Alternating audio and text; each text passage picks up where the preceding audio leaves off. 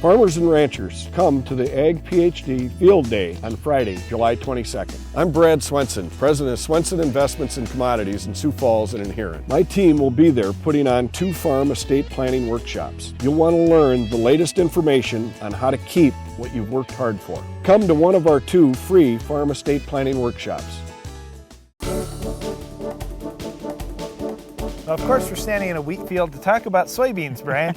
And this time of year, while things are moving along quite a bit for the wheat, for the soybeans, they're also progressing quite well as we move from vegetative to reproductive stages. Yep, and there are 2 different types of soybeans in the United States. We have determinate and indeterminate soybeans. And with those indeterminate soybeans, those are the ones we raise up here in the northern part of the country. And they start flowering based on the shortening of the days. In other words, the longest day of the year is June 21st.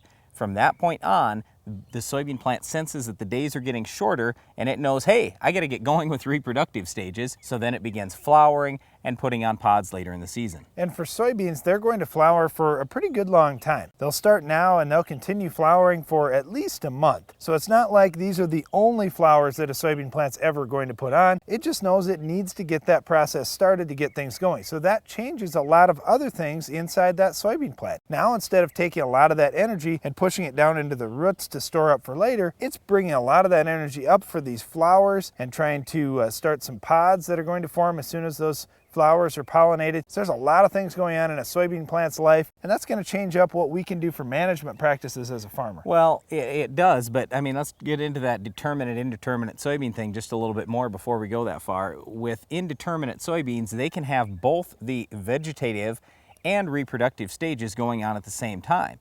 So in other words, even though your plant may start flowering, it will continue to grow vegetatively and put on more leaves. Which is pretty interesting, especially this year when you have a lot of late planted beans and even some replanting situations. You've got these small little beans that are 6 inches tall that are already starting to put on some flowers. It doesn't seem quite right.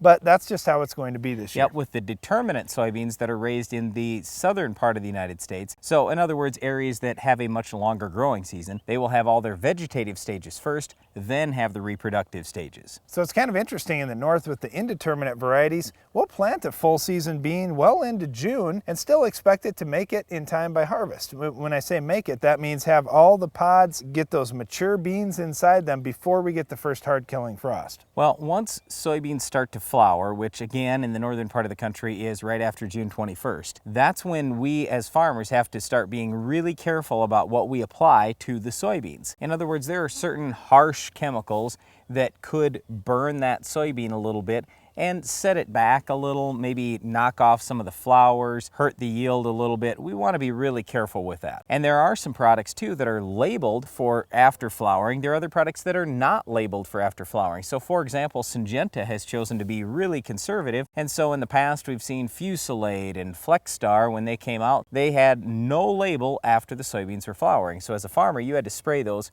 prior to soybean flowering. The other thing farmers watch out for at this time of year when beans are flowering is disease control. Diseases like Sclerotinia white mold really hit the plant about that time when those flowers start to die off. That's a spot where they can get into the plant. It's an open spot where an infection can begin. So farmers have to protect from diseases like white mold again when we hit this flowering stage. Well, once the soybeans flower, then they'll start to put on pods, then the pods will mature and eventually they become full soybean seeds in there. But it all starts with the reproductive stage of flowering, and that's what we're seeing right now through much of the country. Well, understanding when the reproductive stages hit plants is very important, especially when we talk about weeds like our Weed of the Week. We'll explain coming up later in the show.